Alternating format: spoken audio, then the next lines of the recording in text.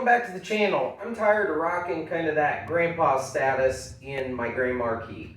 If you caught some of the previous videos, I put a stereo in that thing, but I didn't really do anything else. The stock speakers were, yeah, you know, they're okay. But as time has gone on, I've realized that it doesn't get loud. When it does get loud, it sounds like crap, and I need a lot more bass than that in my life. So, what's a guy to do? I don't want some huge competition stereo in that thing. I don't want a lot of weight added to it, but I do want some good bass, and you know, those trunks are plenty big, so I still want to be able to haul stuff if I take the family somewhere or whatever we do. So what I've kind of been looking at for that thing has been some smaller subs, something I can make, you know, some good bass without taking up a ton of room in this thing. So I figured the first video I'd make here would be kind of going over what I picked up for it, and then probably also building the sub box, I'm guessing, today.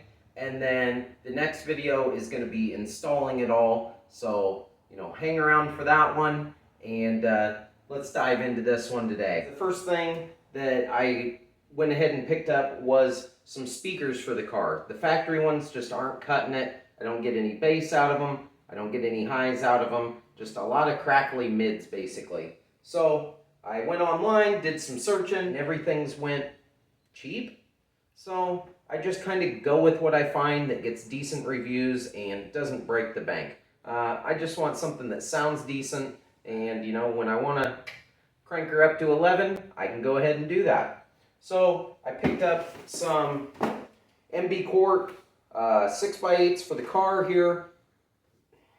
Again, I'm not sure anymore. MB Quart used to be some pretty decent stuff. I do see a, wherever it went, a nice little sticker here, made in China. I think that's pretty much how everything's gone these days. Unfortunately, there's not much that is made here in the States. Oh. Ah, sweet, some stickers. It's not going to be much of an unboxing video, but just kind of see what we're working with here. Yep, we'll have to get some power to them to find out. A little piece of packaging there. Anyway, yeah, once we get these things in the car, we'll get some power to them and we'll find out. I am just going to hook these things straight up to the stereo, no amp, no nothing for these. So I didn't go with some crazy high wattage. That's kind of what I was looking at. 50 to 100 watts, says it right there on the thing. I think they're 50 watts RMS, if I remember right. Yeah, 50 watts RMS, 100 watts peak. That's perfectly fine. I think my stereo runs like 75 watts peak per channel, so, you know, whatever. Anyway, as long as they sound better than the factory crappy ones, hey, I'm alright with that. You know, we'll save the big box for last here. Yeah, other than those, picked up a Stinger 4-gauge kit. You know, again, I don't know anymore. It seems like this is all just cheap crap nowadays. So everything's made in China. Yep, designed in the USA, made in China. So anyway, Stinger, yep, don't know if it's good anymore or not. You know, as long as it works, I guess it works. Yeah, good enough. Now, kind of a, you know, a matching deal here. I wanted something affordable.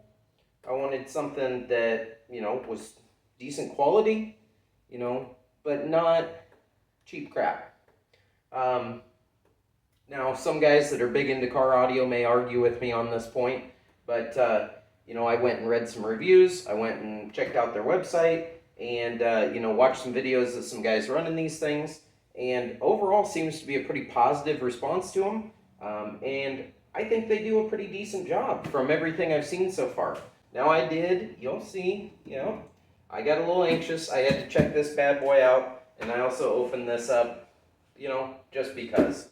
So the amp I went with, both of the products are from SKAR Audio. Like I said, did a little research and was fairly impressed with what they had. Figured, you know, I'd try them out.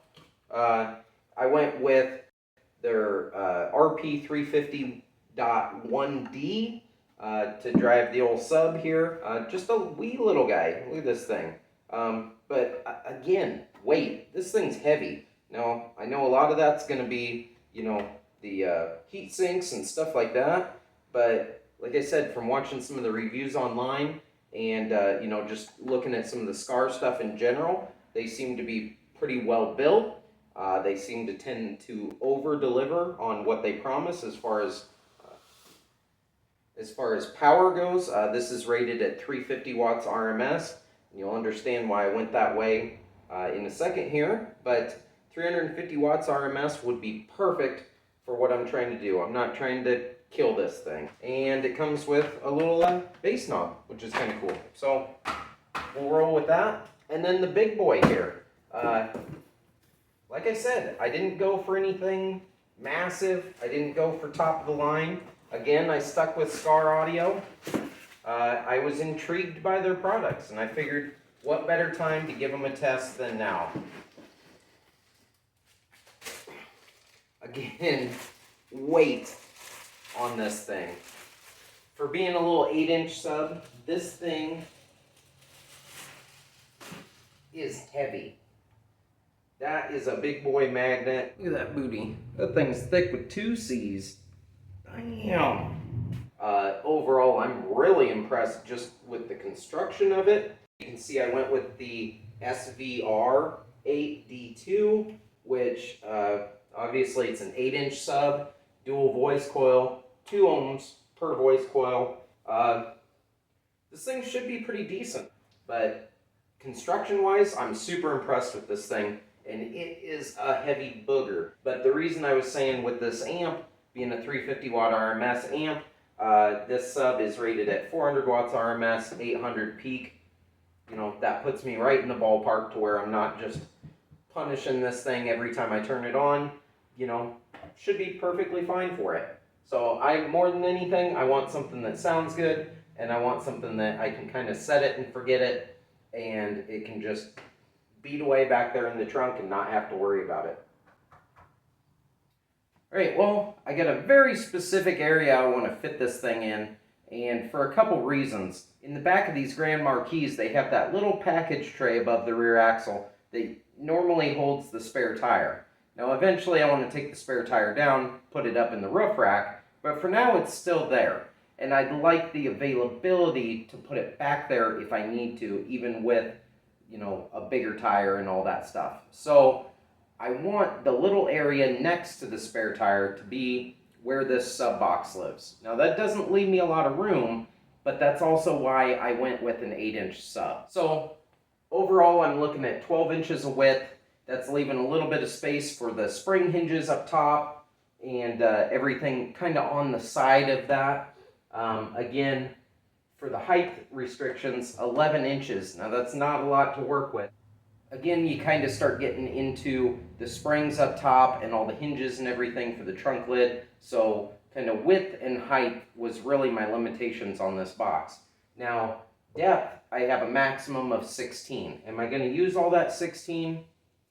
Well, probably, to be able to get the area I want inside this box. Luckily, they don't recommend a ton of cubes for this thing. Now, I haven't done any actual math or anything to really figure it out. I'm just kind of going off the sub box that they offer for this sub. It's real similar to the sizing of this box. It's a little bit taller, a little bit shorter, so I figure I should be in the ballpark.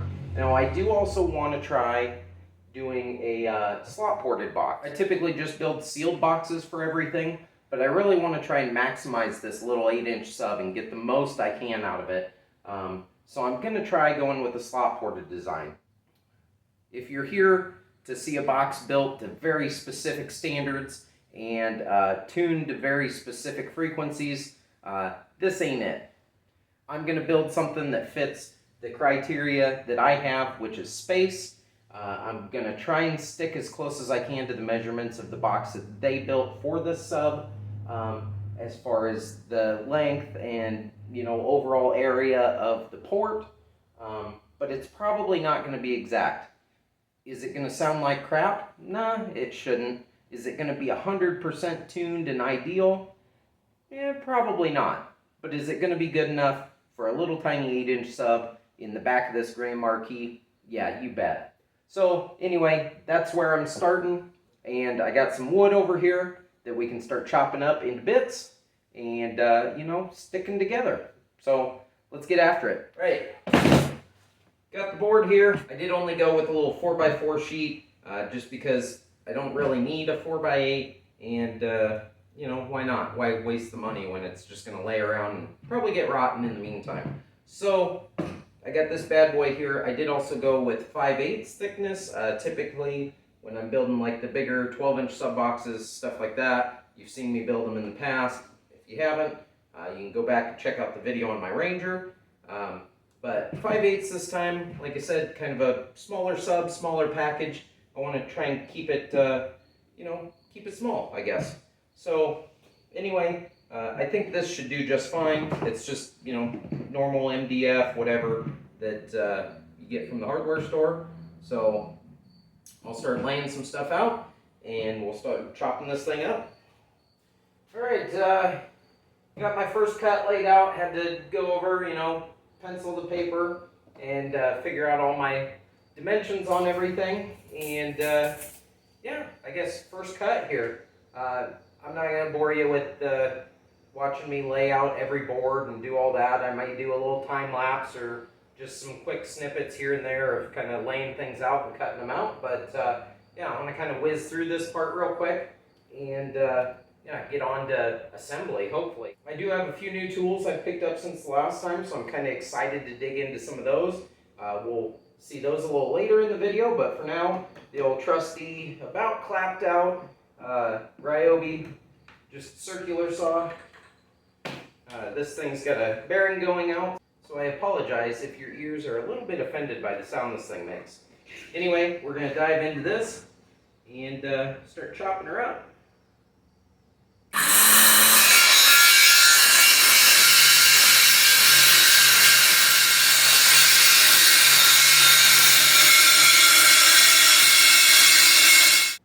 Here we go, piece number one.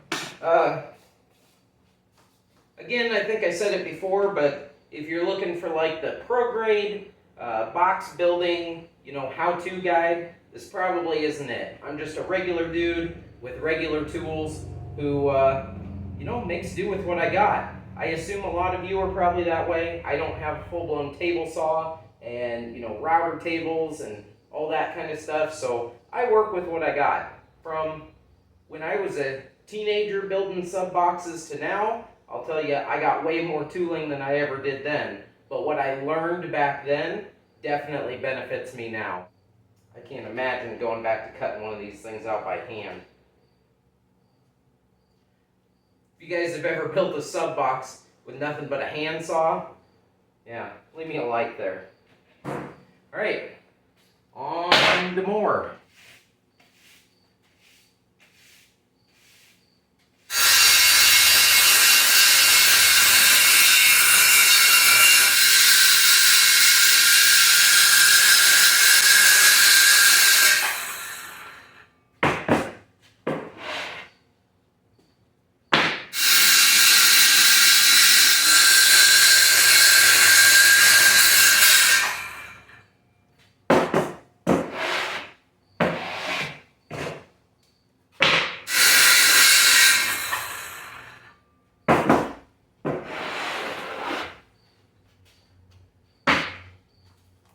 Well, as is the case most of the time, the manufacturers are usually nice enough to send you a perfect template of this thing. So it was actually, had another layer of foam. I just ripped it off, and it actually works great because this gives me an inside and an outside diameter of it, which I'm debating doing, maybe, maybe not.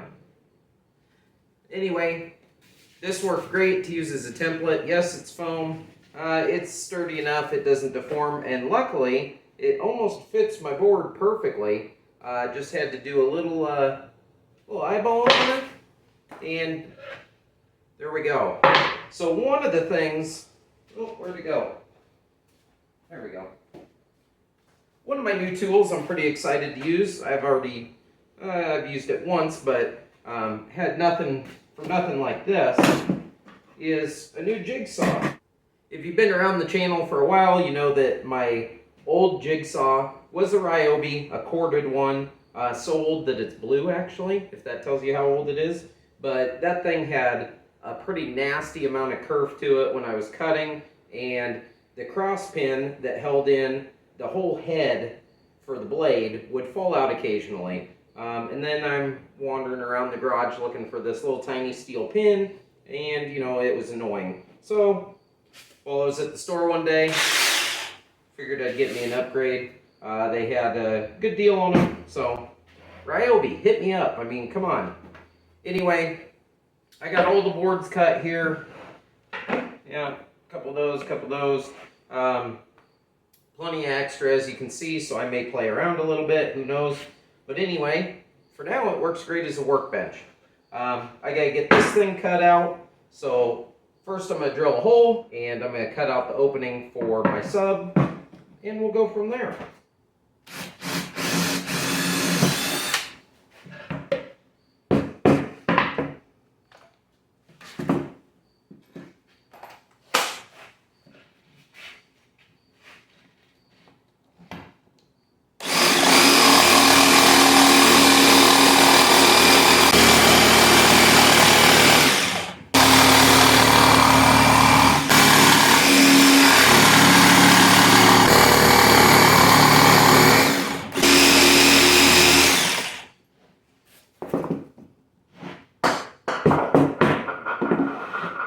Alright, don't judge me by my circle cutting abilities there. But that's also why I got sandpaper. Alright, so I've been playing around a little bit off camera here, just kind of dry fitting everything, making sure all my measurements were correct, everything looked okay, and I'm ready to start assembling. So you can see I kind of got this just freestanding. Oh. And what I'm going to do is I already got this base of the box all pre-drilled, kind of hit with some sandpaper, clean up the edges a little bit, and I know everybody has their own preference. I actually like using liquid nails to build my boxes with. I know it's a little different. Most guys like using like a wood glue or something like that, but I like that this stuff is thick, it fills gaps, and holds really tight. So I'm going to go around and just pre-glue all three of these sides here. Have that ready to go, and then I can start screwing stuff.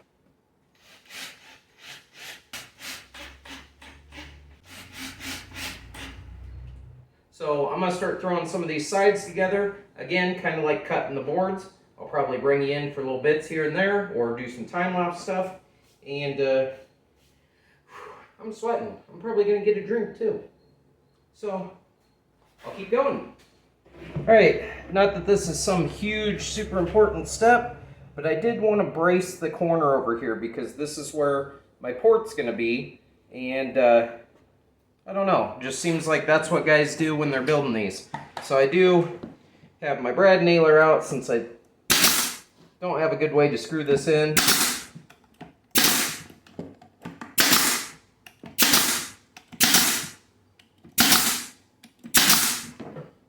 And that should do that. Go ahead and wipe the excess off. Put a bead of liquid nails behind it before I put it in. And I'll probably put some more on here just to kind of seal the whole thing in there. But yeah, kind of a step I thought I should bring you in for. Right, another of the fun new toys, a router. And I went ahead and picked up some router bits. Nothing special, just the old Harbor Freight, high-end, whatever. But the nice part about this is I can do some trick stuff with it that, makes it look professional. Right now I have a 1/4-inch router, 1/4-inch kind of round over.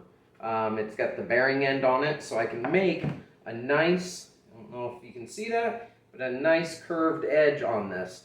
Now these are the inside pieces for my port, and all I'm doing is just rounding over that edge, and I'm going to come and round over this edge on the inside of it. So when they're sitting in here, it's just a nice smooth airflow through there. I guess that's the theory anyway. I've seen guys do it. So we're going to dive in here and, oh no, we're going to get a fresh battery.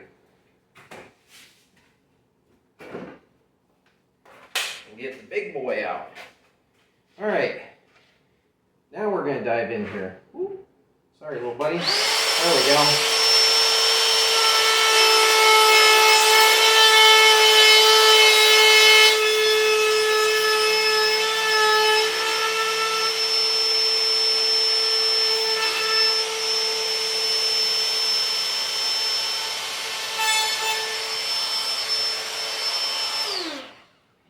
There we go. Just gives that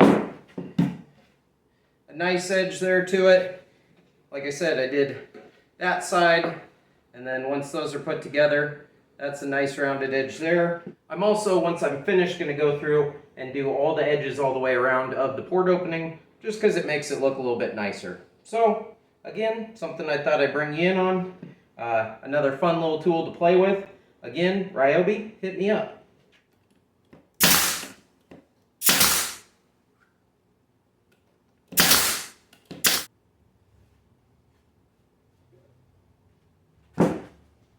Alright, again, just kind of dry fitting. I did go ahead and round both the edges of that. Why not? It looks cleaner, it looks nicer. With how compact of a package this is, I did have to offset the sub a little bit, which not a big deal. But yeah, like I said, just dry fitting, making sure everything looks alright. And that's looking pretty good. My cuts aren't exactly perfect because I'm using a circular saw, so you'll see me kind of wiggling pieces around a little bit, but that's why I use liquid nails, because that makes up for the rest of it. Yeah, I think that's looking pretty good. You get the port in there, sub obviously sits here, and then one more piece after that to throw on, just the top. So I'm pretty happy with that. Alright, went ahead and got the port done.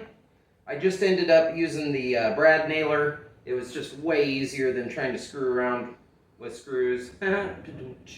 Anyway, yeah, got that done. Put a little dab in the corners here just cause.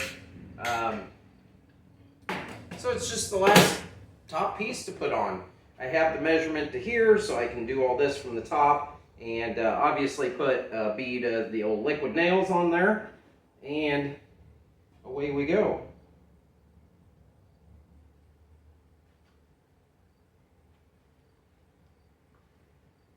Get it all nice and square, hopefully. That looks pretty good. So I can sink some nails into this thing. And we're about set.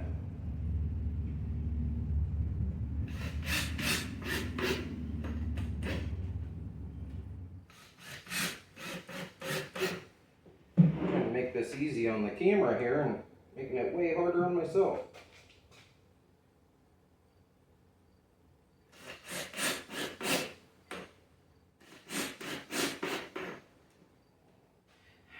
I'll finish zipping the screws in here, and yeah, we'll take a look at the final product. Alright, well, pretty much done.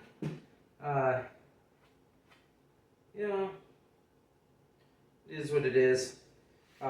It's not perfect. I'm not too bothered by it being not perfect, but the one last thing I did want to do, like I'd said before, is I'm going to use the router, go around the ports. I might actually even do the outside edges of the box.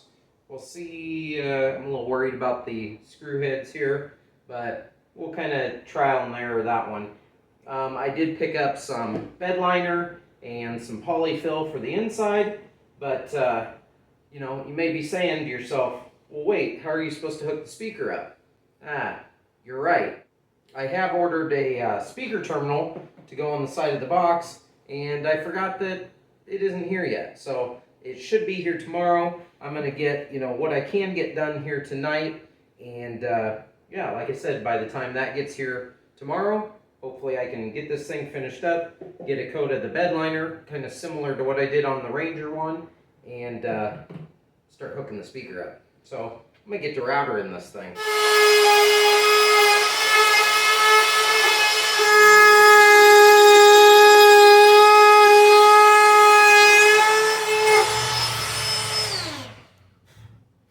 There we go, just gives it that nice finished edge. I really like that. I am going to try this, I'm going to try this on the rest of the box, kind of see how this goes.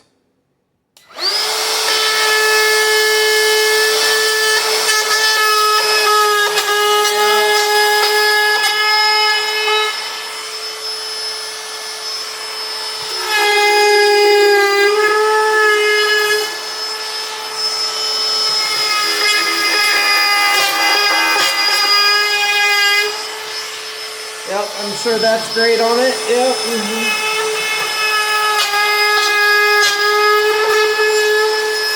Like I said, until I get that poured in tomorrow, there's no sense in doing much else. I do have the polyfill to go inside and some truck bed liner to coat the thing. But again, I still have to cut that hole for the terminals. So I guess we're going to let this thing sit and you know, let that liquid nails do its thing, fully cure, and yeah, we'll come back to this hopefully tomorrow. All right, well, another day. I gave this thing plenty of time to dry. I actually got a jump start on spraying some of the bed liner. Surprise, I'm doing the same thing if you watched my other video.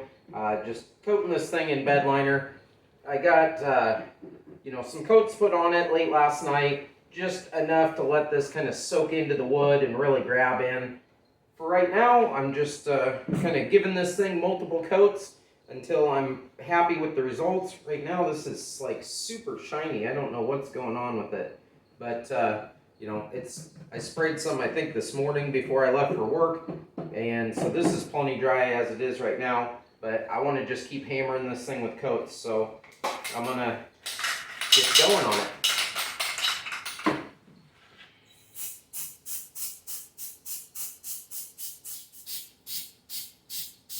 That's about the same as all the others.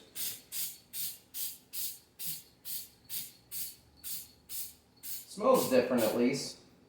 Doesn't smell like I'm going to instantly die while I'm spraying this stuff, so that's cool.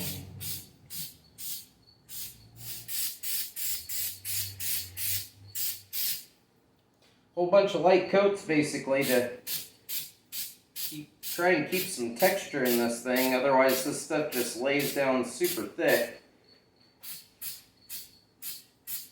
All of them pretty much do, the aerosol versions anyway. So, get some down the port there. But yeah, I'm going to keep going at this, just stop out at here. I'm going to just keep popping out to the garage every so often and give this thing another coat. Give this thing plenty of time to dry. And then last but not least on this thing, I have some polyfill to put inside. And then I also have the terminal cup for it that I need to just drill a hole in the side and get that thing installed. So not much left to do on this thing. We're getting close. Great, I'm getting impatient watching paint dry. So yeah, I'm probably going to screw this up. But I want to get the hole cut for that, you know, terminal deal. There we go. I just ordered a couple of them off the internet there. Old eBay like usual. Not too bad. Some screw-in style ones. They even come with little gaskets. Sure, yeah. We're just gonna go, let's see. Eeny, meeny, miny. Sure, right there.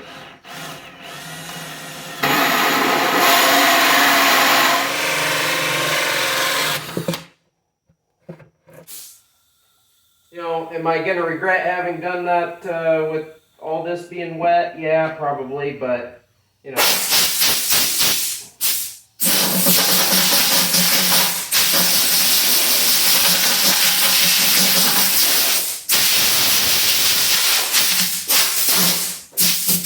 There.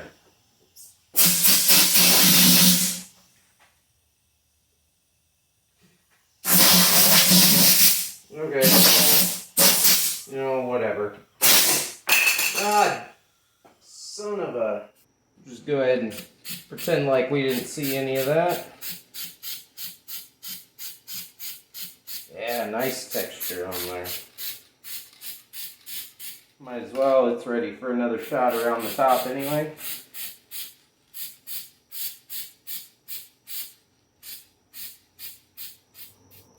Now I know it's hard to tell, but obviously I'm not a professional box builder. I'm not a professional woodworker by any means. I think for the better part, most of us aren't. You know, I'm just a regular guy. I kind of do a little bit of this and a little bit of that. You know, I'm a mechanic. I do that right. So anyway, I'm sure I'll hear plenty of critiques about how, you know, my port volume is off and it's not tuned properly and my cubic feet are off. Guys, I just took a box size that was kind of close to this and just kind of tweaked the dimensions of the box. I shrunk it down height-wise a little bit and made it a little bit longer. And, you know, it's going to be close enough. I know my edges and stuff aren't perfect, and I could have spent a bunch of time and made that thing, you know, spot on. But it's just going to get thrown in the back of my Grand Marquis and probably beat on. So, more than anything, you know, I just wanted functionality, and I'm sure I'll get what I'm after with this thing. Again, it's kind of getting late here, and, you know, I just put a coat on it again, and we'll let it sit and dry overnight. I'll probably come back to it again tomorrow after work, and we'll work on getting that, you know, getting that terminal down in there, and we'll work on getting some of the polyfill put in the box. So, I think I'm going to go inside and relax for a while. Alright, well, it's another day. I severely underestimated the amount of time this was going to take me, and basically it's put a coat on in the morning, let it sit and dry, put a coat on after work, let it sit and dry, rinse and repeat. I'm on an embarrassing number of cans of this truck bed liner. I want to get an actual thick coat. As you can see, still haven't done the bottom yet, but I want to get a good thick coat on this thing so it'll kind of take some of the abuse. But like I said, I'm tired of waiting. I want to get some of this other stuff done on it, so then it can just kind of sit and dry and do its thing, and I don't have more to do. So the first thing we're going to do is get this terminal cup mounted here. Like I said, the hole was a little big, but I'm going to just probably put a good healthy coat of liquid nails around here in the hole and just drop the thing in there, and it'll be good enough. Yep. Perfect. And then drop her in there.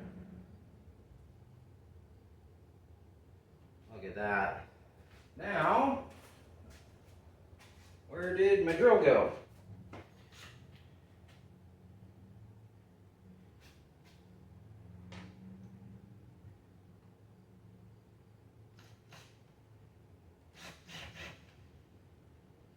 I'll start all 4 of these screws.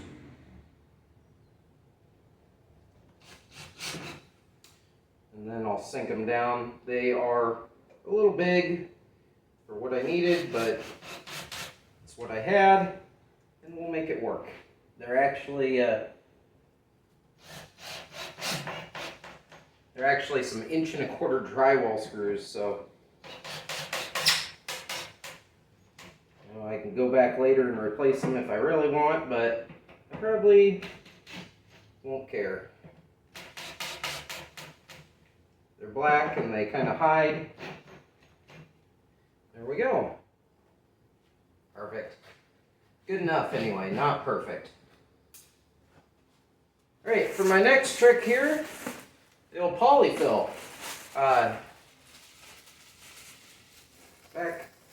Way back in the day when I was young, you know, it seemed like I could only ever find big bags of this stuff. And it was never the sheet kind like this is. It was always just loose fill. So it's not quite as thick as I'd thought it was going to be, but sure, hey, whatever. Basically, I'm just going to kind of guesstimate on this. I'm going to use the outside of the box, get me an idea.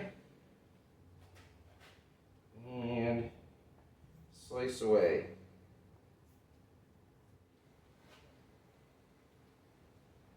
There, that should be perfect. And then I'll cut my hole in it.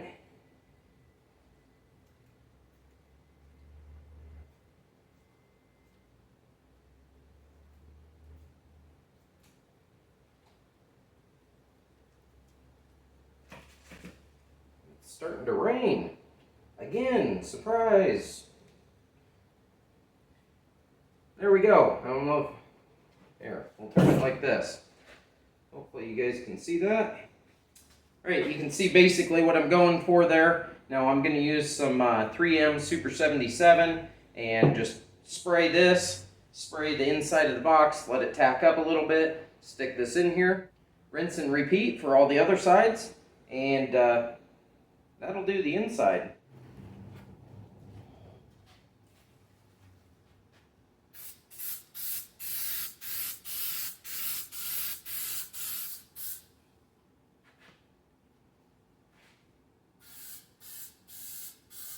Give those two a minute to dry here, and we'll get it put in. Oh, and of course I cut that wrong.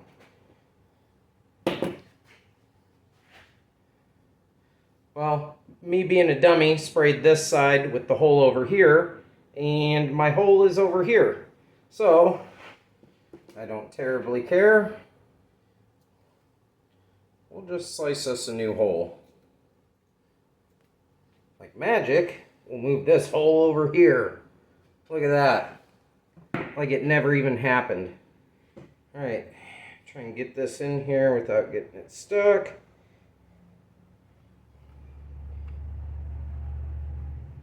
Oh, come on. You can do it.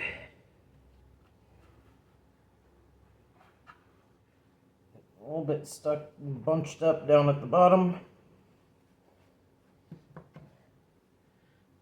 All right. It don't have to be perfect. It's just going to be inside the box and nobody will ever see it again. Oh, except for all you guys watching the video. I'm pretty happy with that. It really looks terrible. But, like I said, no one else will ever see it.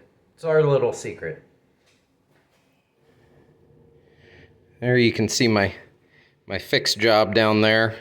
Got stuck a little bit here, got stuck a little bit there. But, you know, like I said, no one else will ever see it. It'll be perfectly fine for what we're trying to do. Anyway, I'll keep going on this and get the rest of that thing filled out. Probably end up putting another coat or two of, you know, the truck bed liner on here. And we'll bring you back in when I got something to update you with.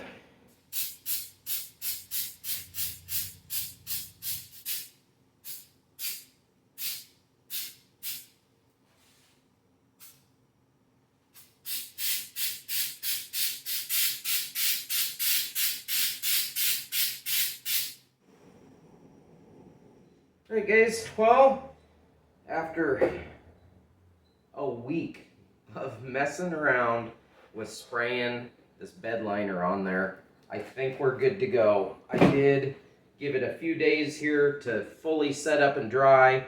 This stuff's hard as a rock now. I actually got it to go on fairly thick for using spray cans. I'm kind of embarrassed at the amount of cans I went through. I think it was 6 to do this little thing, but I wanted a nice, thick, heavy coat on this, and that's what I got. Being that thick does kind of hide a lot of my, let's face it, shoddy craftsmanship here. You know, I could have taken a lot of time and made these edges and made everything just real nice, and I didn't. But it's going to work just the same. And like I said, the bed liner hides a lot of that. So there's still some little imperfections. But guess what? It'll work. So the time has come here to drop the sub in. We got, you know, I got the polyfill on the inside. It's got a little bit of a coating of some bed liner in it. But, you know, it'll still work the same. I did go ahead and go off camera and get some wiring installed in here. And got the sub wired up. I'm running the sub in parallel. It's 2 ohm voice coils, so I'm running it at 1 ohm. The amp's rated at 1 ohm, so that should be good to go. Nothing too fancy here. I'm just gonna use, again, some of my construction screws there and sink this sub in. Get these popped in here. Nice push connects on the sub there. I did kind of mark my holes and you know, have that ready to go, but when I say I don't have the right drill bit, what I mean is I'd like a really fine drill bit, which I have. It won't chuck up in my drill. It's actually too small to chuck up in my drill, and I don't want too big of a hole because I really want these screws to bite and hold this thing tight. So, you know, I'm gonna chance it. I really hate starting out just drilling holes.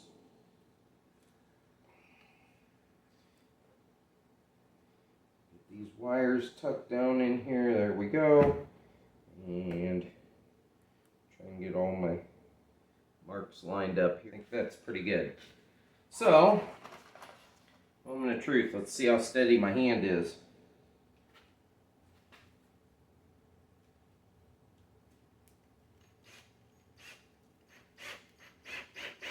I'm going to go ahead and get all these started first before I just send them home. And that way, I don't run the chance of moving this sub around. I want it in the position it's in. So,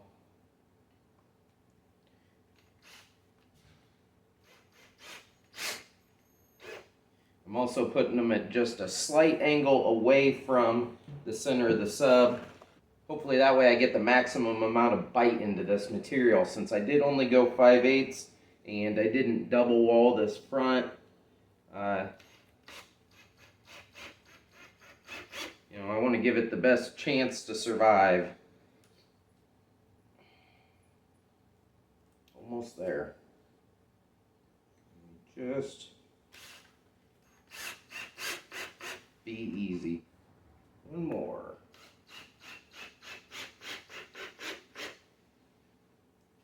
Alright, that's all of them started. And now I can run them down.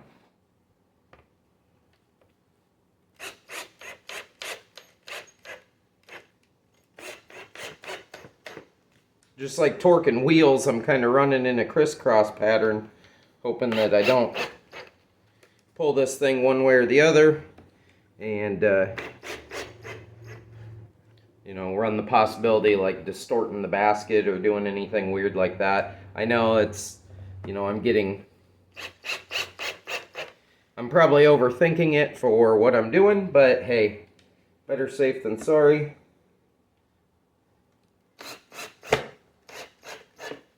Plus, that's just the mechanic in me, crisscrossing the bolt pattern here.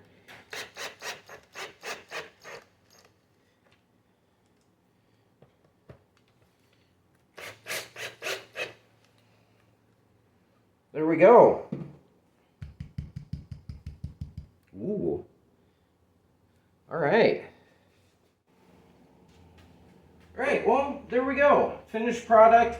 I can't wait to hear this thing in the car. I'm pretty excited about this.